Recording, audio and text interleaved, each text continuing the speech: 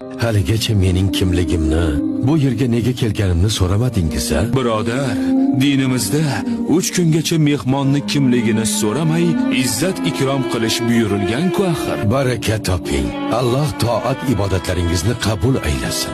Bismillahirrohmanirrohim. Astag'firullohal-azim. Allohim sening zikring, shukring va go'zal ibodating uchun o'zing yordam ber. Astag'firullohal-azim. Allohim, astag'firullohal-azim. Astag'firullohal azim. Bir narsa so'rasam maylimi? Nega har duodan oldin istig'for aytyapsiz? Men avval istig'for aytib, keyin nimaiki duo qilgan bo'lsam, hammasi ijobat bo'lgan.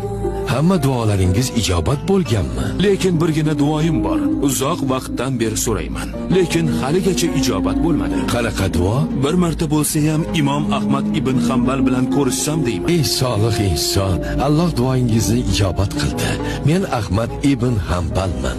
Ya Alloh, siz Imom Ahmadmisiz?